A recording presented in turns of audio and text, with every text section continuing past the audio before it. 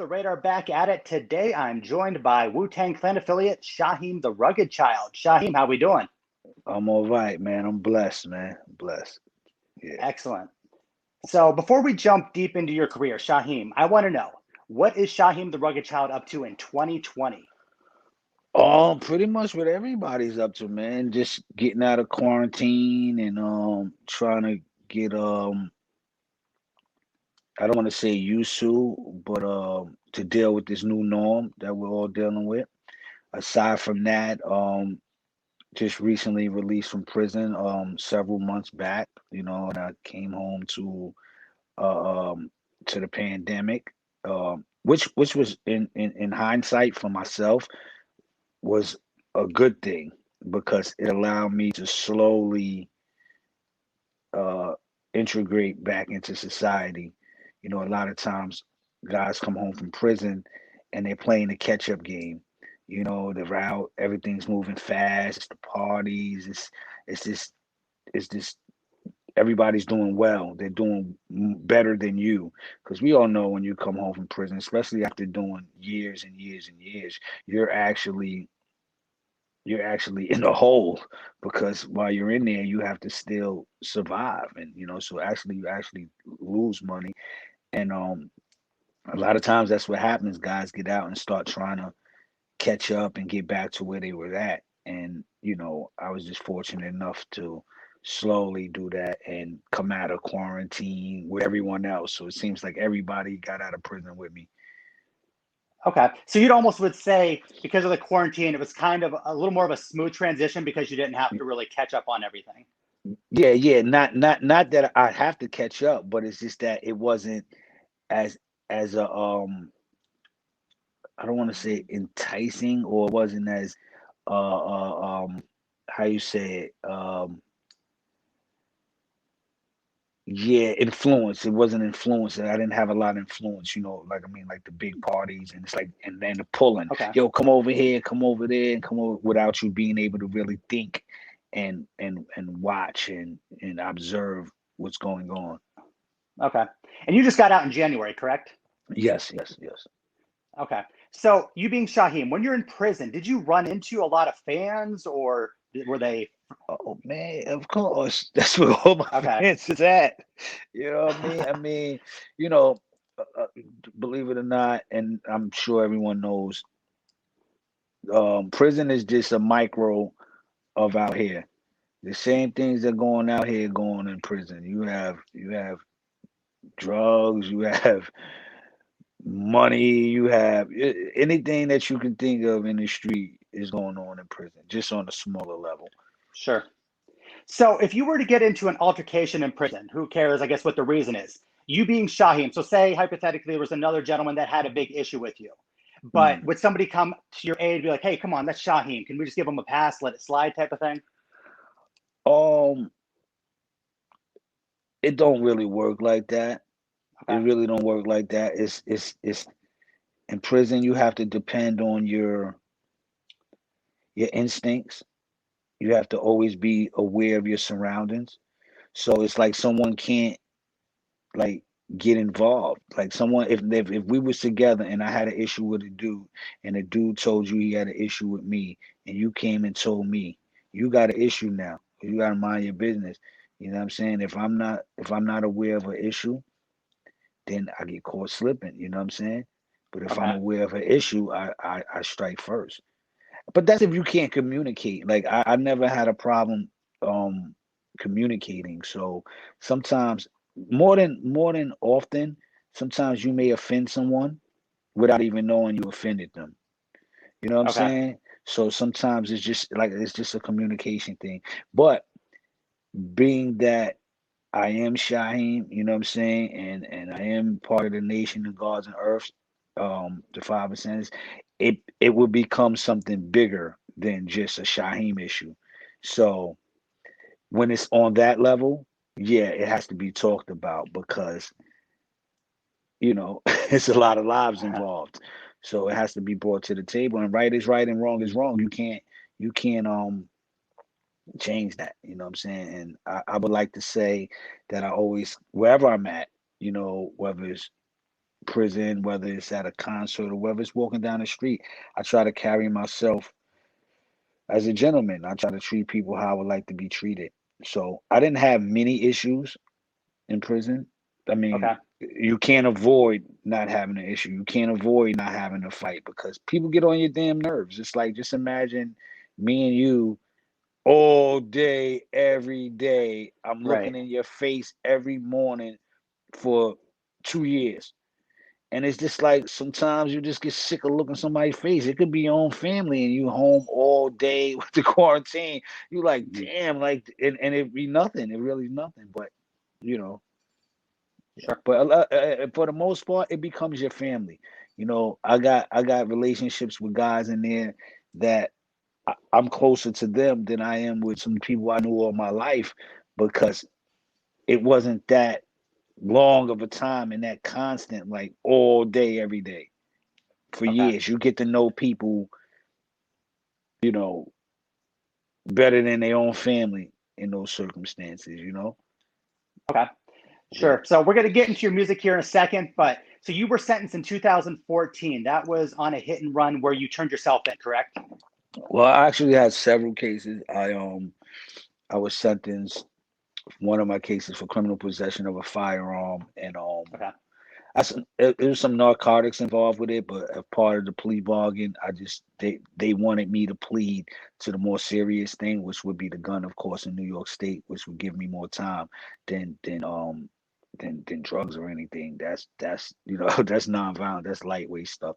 So Sure. part of the plea deal, I pleaded out. I pleaded guilty to the possession of a firearm in the second degree, which was the intent to cause bodily harm to another person. But it's like, how the hell you cause bodily harm to another person and nobody was getting shot at? But that's a Yeah. whole nother story. How it's just the law and how they do it. So, but in order for me to get the plea on the hit and run that I was looking to get, it's part of the deal. I have to cop to the other one. So I actually got 7 years with 5 years post release supervision for the uh, firearm conviction.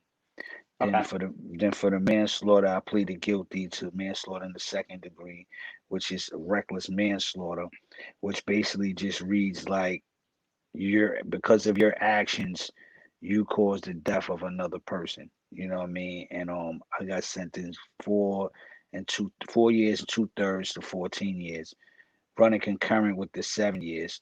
So that turns my sentence into a 6 to 14. After I served 6 years, I was eligible for discretionary parole, where you got to go sit in front of a panel. Well, not sit in front of it physically, but on the screen, and and it's sort of like an interview. And if you say the right things, you get out. If you don't, you don't. I remember preparing for a parole board, and a lot of the lifers that was there was just educating me, and it was like, man, you have to be careful because just imagine walking down the hallway and there's a bunch of doors opening and they're pulling you in from different conversations. Only one of those doors is your freedom, Okay. and that's so I got to thank those guys, man, because they really helped Okay. me out. Okay. So you did what you had to do. You got out in a relatively fast time because you could have been in jail for 14 years. Yeah, yeah. Actually, yeah, yeah. You could have maxed me out if things like that, but they have a thing called conditional release. So it's like if I wouldn't have lost any good time, the most they could have kept me for was I think 9 years, 4 months. Then they have to release me. Okay. But if I was to lose good time, then they can start chipping away from the 9 years or 4 months to 14, that 4 year, 8 month space. Then they could start chipping with that, and you could end up serving the whole time. Yes. Okay. Okay. So let's go to the beginning of your career. Do you remember the first time somebody recognized you as a dope MC?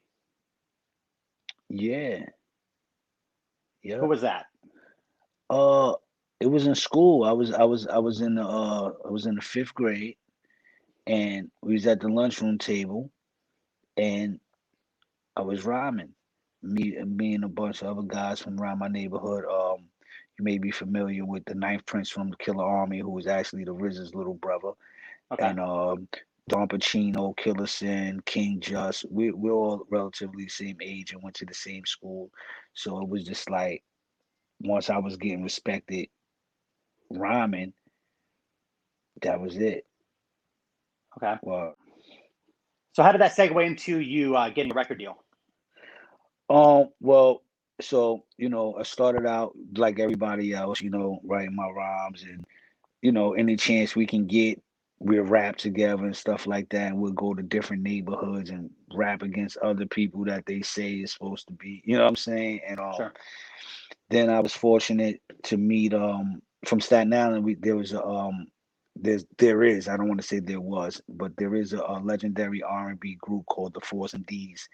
Okay. So Mercury from the Force MDs, they were superstars. We're talking, mid 80s, late 80s, you know what I'm saying? Super big, huge.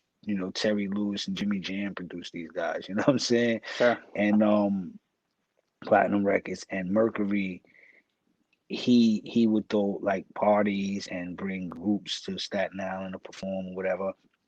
So my mom had actually known him, and I got introduced to him, and I rhymed for him, and he started to let me perform at the shows that he would book for major artists. Like I opened up for Naughty by Nature, X Clan, Granddaddy IU, Grand Poobah, you know what I'm saying? All these guys, I met them before I became, you know what I'm saying? I don't even want to say famous or celebrity or whatever, or before I put out a record, I had met these guys. And so from then, my name started to buzz around Staten Island, and it was just like that was my world. I'm from Staten Island. That was my world. So to me, I was already made it. At that point, Sure. Yeah. everybody around the way knows me. Yo, Shaw's nice or whatever. I come on stage, they screaming for me. Great, you know what I'm saying? So to my mind, I had made it. But that's on that hand. On the other hand, like I said earlier, Ninth Prince, who is the RZA's little brother, that's one of my closest friends. So I was always over their house, you know what I'm saying? So Okay. now you got Rakim, he wasn't the RZA yet, you know what I'm saying? Right. DJ equipment, beats, rhymes. So I'm around these guys in the clan, Mav, everybody, the whole Sure. family. And then on another hand, my projects where I'm from, a producer by the name of RNS. RNS produced groups like the UMCs. He produced my first albums, my first two albums, the bulk of it, and King Just. So he's a legendary producer from Staten Island as well. So I had all these different avenues, you know what I'm saying? So Okay. if I wasn't going somewhere with Merc doing a show for his thing, I was at Ritz's house. If I wasn't at Ritz's house, I was at RNS house trying to make a demo because I wanted to make a demo tape, you know what I'm saying? So but at this time, these producers they're focused on like RZA was putting together the clan. You know what I'm saying? So I'm a young kid around, so it's just like how it is, man. You the shorty, it's like you there, but it's like I don't want to say no one took me serious, but it's just like hold on, not yet. You know what I'm saying? Right. Work on Right. your stuff, not yet. You whatever, whatever. And then same thing with RNS. He was working on Pop the Brown Hornet, KD the Download Record, June Love and Rubber Bands project. They was a group called GP Wu. You know what I'm saying? They was working on that. So I was, so I finally get my demo and yeah, man, God is good, man, because my song ended up on a tape. They were at a record label shopping to other groups. Back then, when the tape end, auto reverse, whoosh, boom, Bad Little Bastard comes on. They're like, who's this girl? And they like, that's not Oh. a girl. Yeah, because my voice back then was real high pitchy, like Yeah. MC Lightish. If you if you remember, like it Of was course. Yeah. rough, like you know what I'm saying. And And you would have been about 13 at the time, correct? uh yeah, exactly. Yeah, about 13, like 90, like 90, 92, I believe, 91, 92, Okay. somewhere around there. It's been a long time.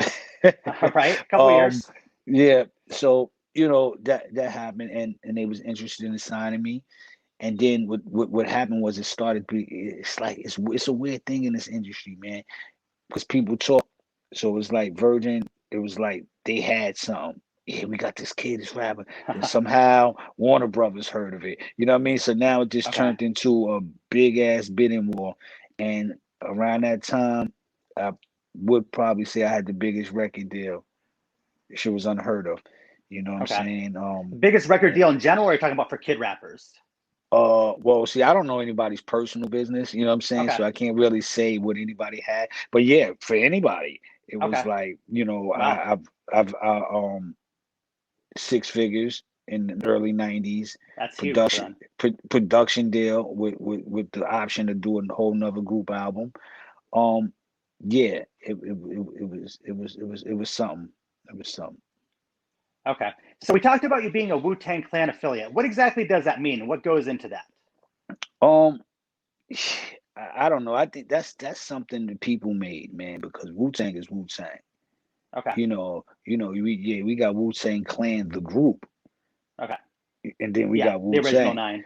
So it's like, and if you was damn Wu-Tang from the beginning, when you hear up from the 36 chambers, the Reza, the Jezza, Shyheim, aka the Rugged Shell, do live. We all Wu-Tang, man. You know what I'm saying? Everybody's Wu-Tang. So all that affiliate is just a form of separation, but you can't separate that.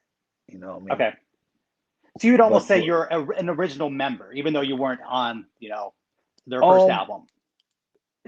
remember sounds like a gang, man. You know what I'm saying? Okay.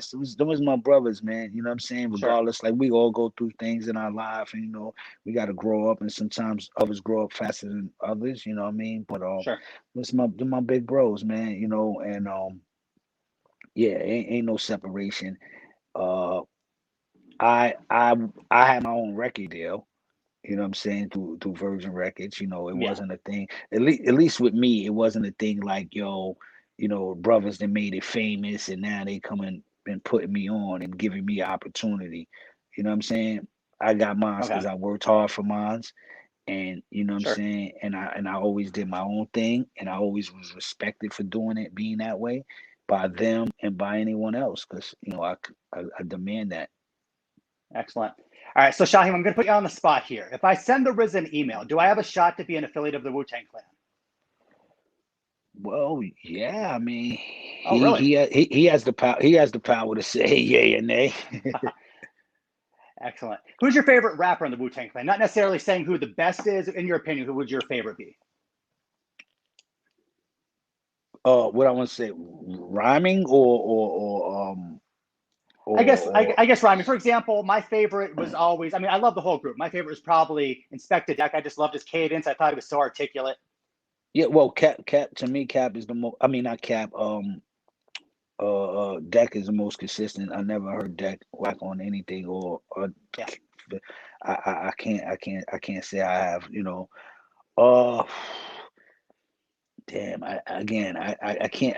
With me, it's like it's different times and different moments for who's the best for me. You know what I'm saying? Sure. And that's like when I'm in emotional, Pac is my greatest guy. When I'm in my feelings and I'm thinking and you know what I mean? Pac is my guy.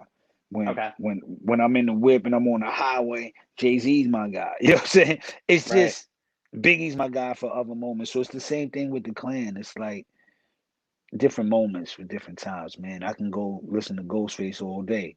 Then I can take out that and throw in meth. You know what I mean? Or then throw Okay. in the 36 chambers. So it's really hard. But since you put me on the gun to say who's my favorite lyricist, Sure.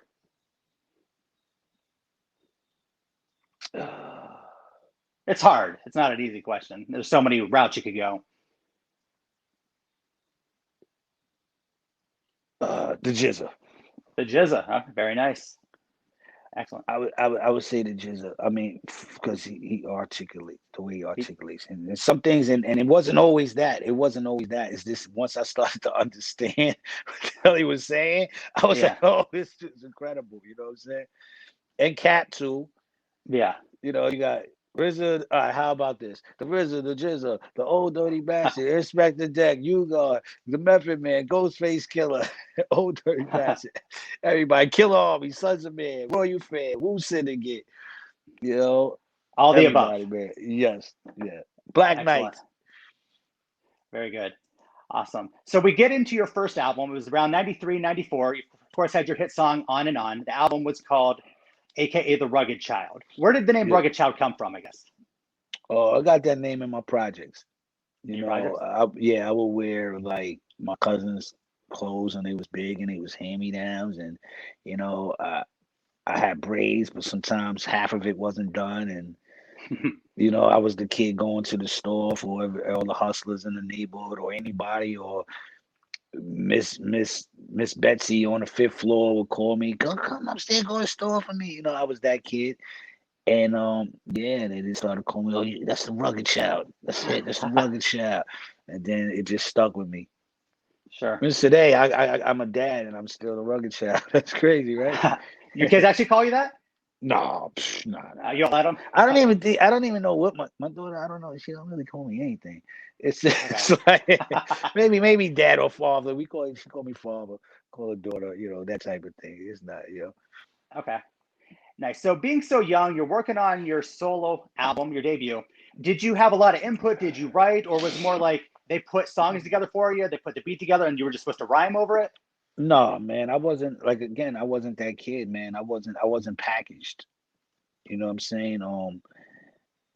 And you know, and that was just with my life in general. You know, I made my decisions, whether right or wrong. You know what I'm saying? Beats was playing. Oh, I like that beat. It's mine. I'll go right to it. Boom.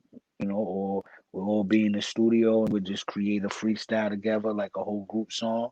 Hmm. And then at the end, we pick the best ones. Okay. So you said you did some writing. So when I researched you online, I see both you did writing and I saw parts that said the RZA did writing. I saw a bunch of different things. So to clarify, is that all correct, or did you do most of the writing? I did most of the writing, you know, RZA. Well, see, when you read it, you're gonna see the production. Is you know what I'm saying? Hmm. It's gonna have everybody's name who played a part in the song. You know what I'm saying? So we may have a song where someone would do a hook and someone would do the beat, and I wrote my rhymes. It'll say by all of us.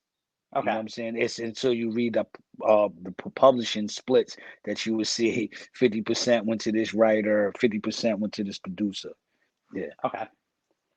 So when we talk about you being a kid rapper of the 90s, there of course were a lot of kid rap stars. Your content was maybe a little more parental advisory. Did you ever have a fan or anybody like, hey, listen, Shyheim, my kid listens to you. You can't be talking about this or that?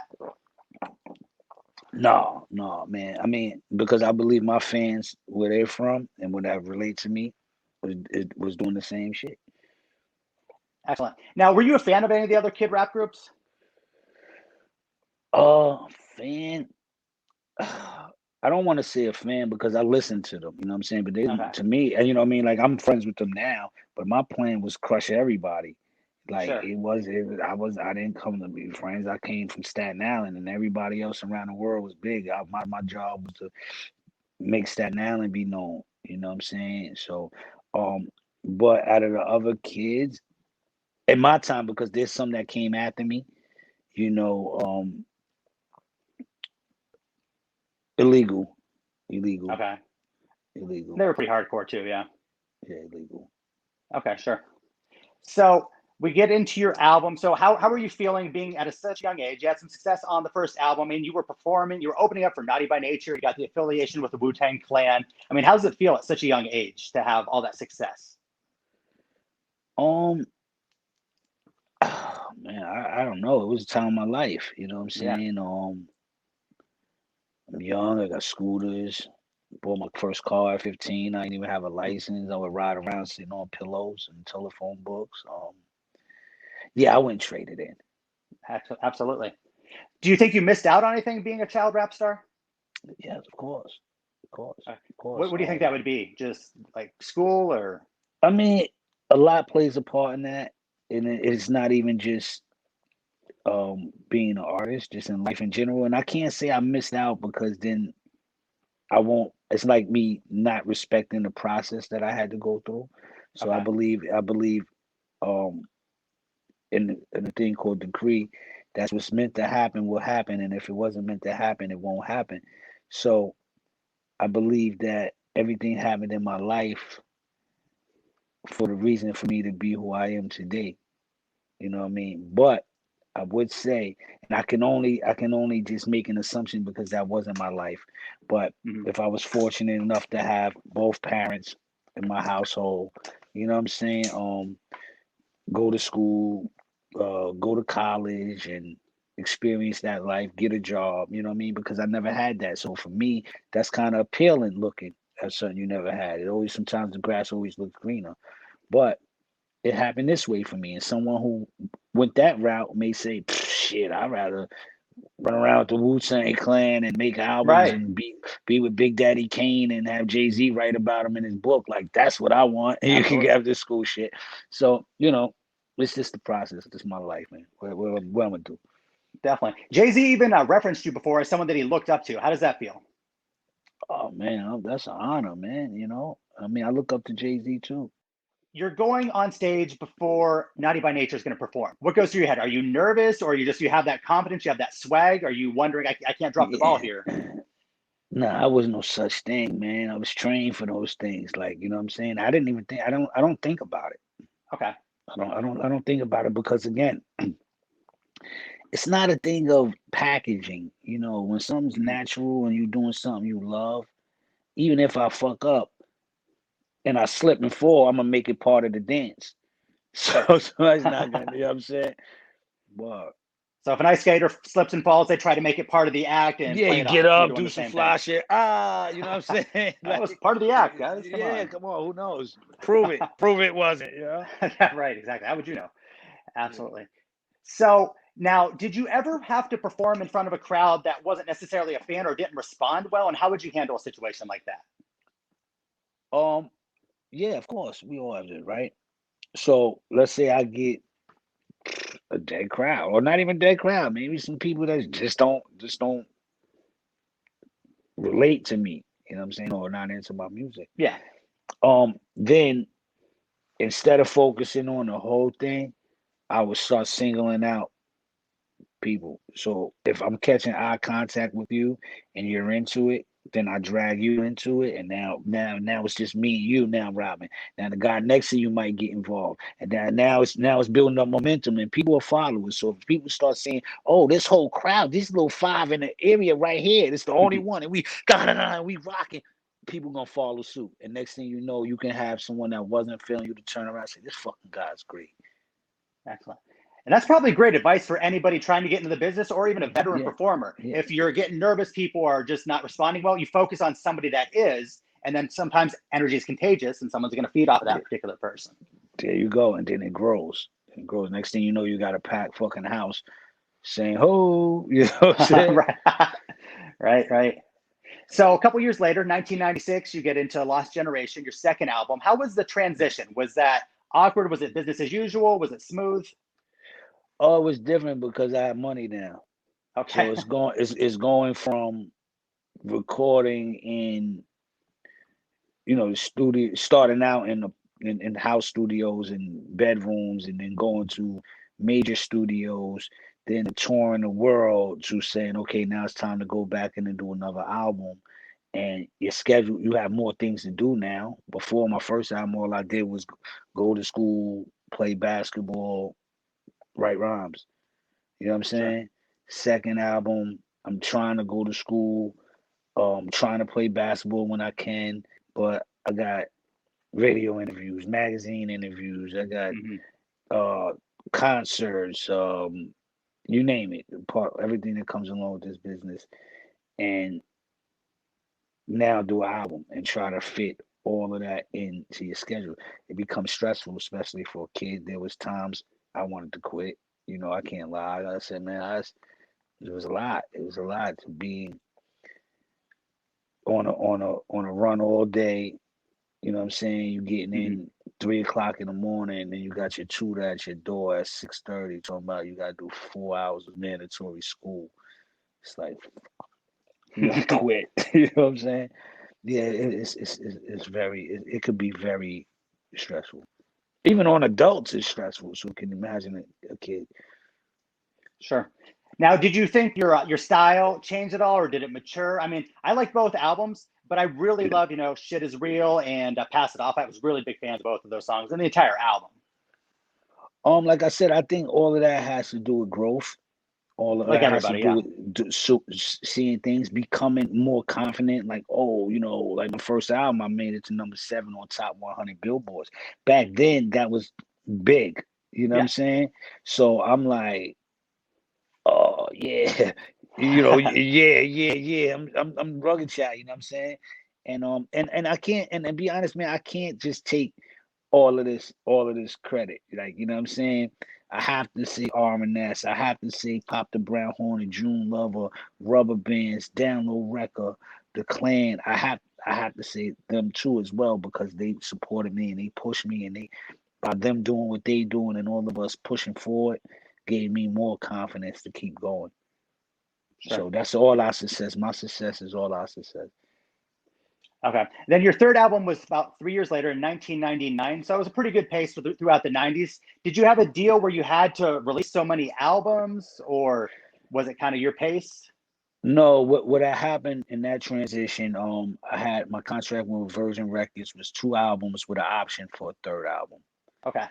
By the time my third album came, Wu-Tang, of course, was platinum status. Sure. RZA had all these labels, Razor Shaw, Wu-Tang Records. It's a different, you know, level of the game. And I was at a crossroad. It was at a crossroad. It was like, do I renew this contract with Virgin Records or do I transfer over to Wu Tang Records? It became a thing of do I keep the system or do I go independent because it was fairly independent. Wu Tang Records at that time, and when you think I'm thinking, oh, I can make more money, da da da da da, and I did that, and so that's when I went to Wu Tang Records, and but at the same time, I got caught up in some criminal activity, and I went on a run, and that kind of really like fumbled everything because from after that moment, things just went like a snowball effect. Kind of killed the momentum a little bit. I wouldn't even say the momentum. I would just say just changed the course of my life because uh, I, s- I started to get in trouble. I started to be in the streets. I started to go that route, and I started to not focus so much on my artistry. Okay. What was the legal trouble around that time frame? Around that time frame, I was on a run for a robbery at a nightclub that I didn't do. I just Okay. happened to be with some people who's with some people who's with some people, and at the end of the night, nobody's gonna remember nobody but you. Of course. So then you put in a situation. It's like, what do you do? So I Kind of had guilty to. by association. Yeah, well, I was the only one that ever got in trouble for it, Yeah. so I just had to hold it down. So now let's get into your acting career. How did you become an actor?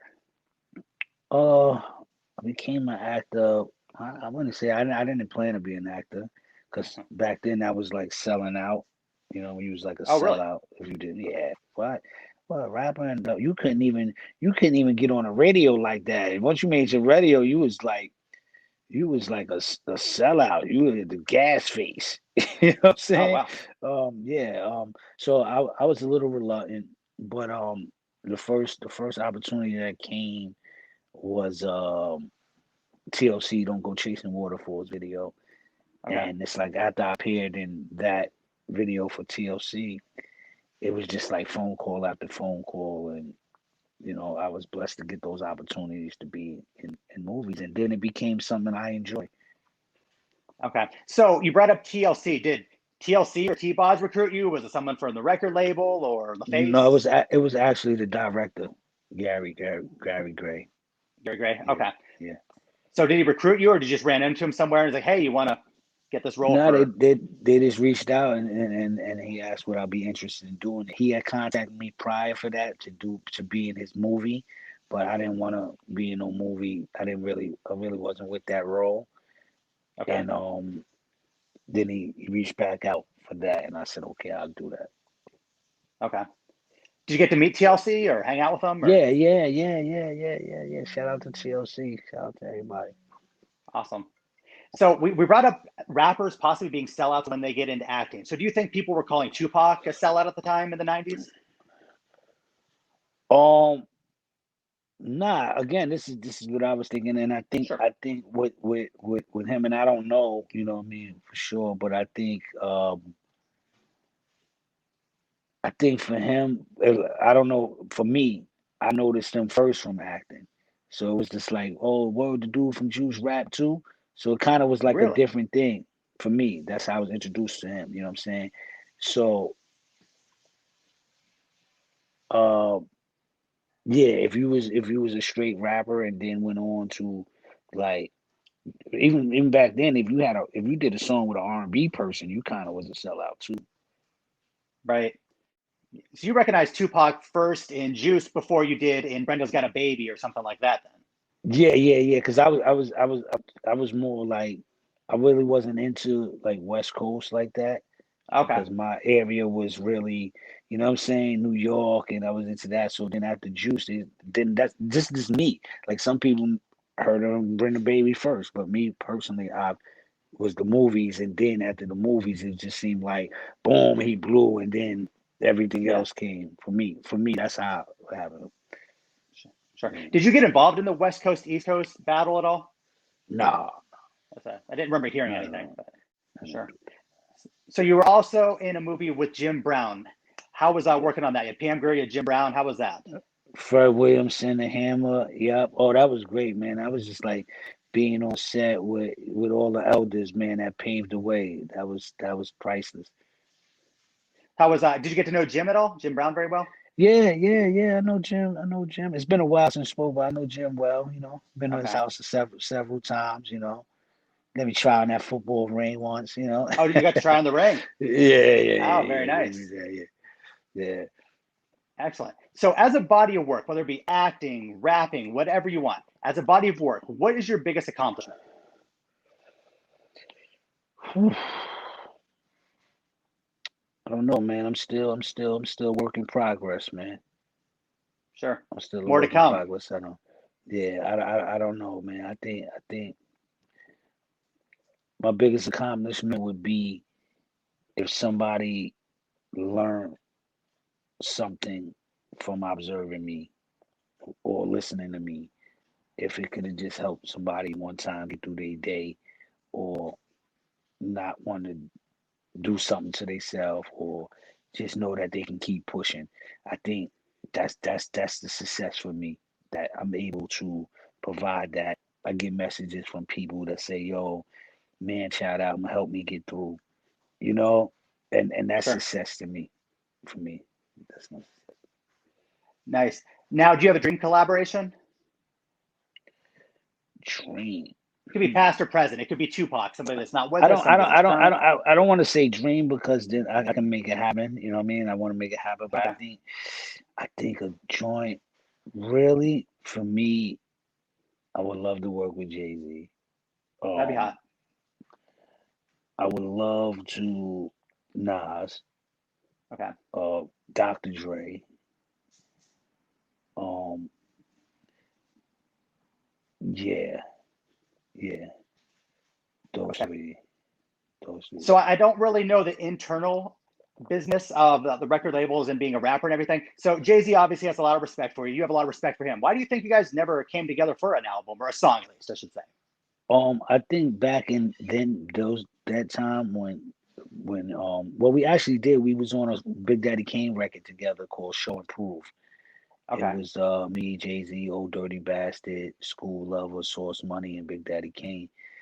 Um, I think it was just a thing of the people around and miscommunication. I think when he reached out to someone who made the decision that no, I couldn't do it. It wasn't like we had a conversation. So I think that was just the main problem. It was just the communication. We never spoke. Can you give me a Yeah, good old dirty bastard story? How was he just to travel around one of a kind. with? You can imagine. Use your wildest imagination with a day. Dirty was like, rest in peace, Dirt. Word. Absolutely. Yeah, Definitely a legend. yeah. So, Shaheem, for your off the radar segment, I want to get into one of your friends that unfortunately passed away in 1999. You have the tattoo on your neck. I want to know about the man Big L. Oh man. Oh, oh, man. L just man. L is I want to say if I can sum it up in a few words: genuine, loyal, um, humble, um, good guy. That's a good guy. Off record. I mean, like, yeah, great. He was talented. He's all of that, but just as a person, he was a good guy, and that's the reason why I said, I put his name on my neck, so wherever I go, I could still rap for him, you know, and that it had nothing to do with the music. It had to do with the person. So he joined the rest of my peoples that's in resting in peace that I hold dearly to me on all my tats, pretty much. And yeah, so they still here with me. The energy is Excellent. still vibing. Nice. Now, did I read something correct that the issue where Big L was gunned down wasn't even about him?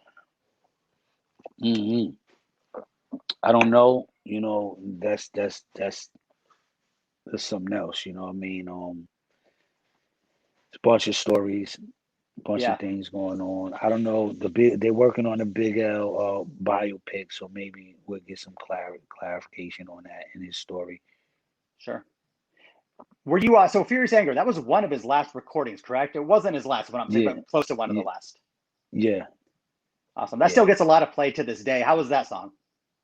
Oh, that's great, man. I actually had a few other joints that was lost in the flood back then. Was had a big flood in his house, Oh and no. it damaged a bunch of music, and it was a joint with I had some more joints with Big L.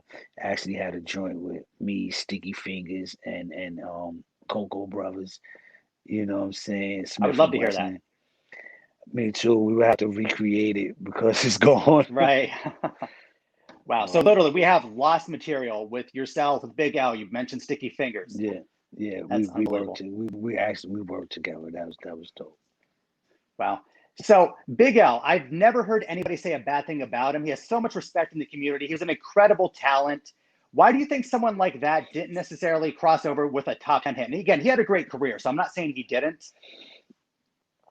Well, what's for him was for him. That's it. Hmm. You can't really say, oh, because of this or because of that. Like me, I don't believe in that. I just Okay. believe what God has for you is only for you. So he he got what God had for him. And there's people who crossed over and had so much success but don't have what he has. Hmm. You know what I mean? They don't have that core. They don't have that respect. They don't have that. Yeah, they might have sold a lot of records and they might have been famous and they might be all that, but everybody can't have everything. Sure.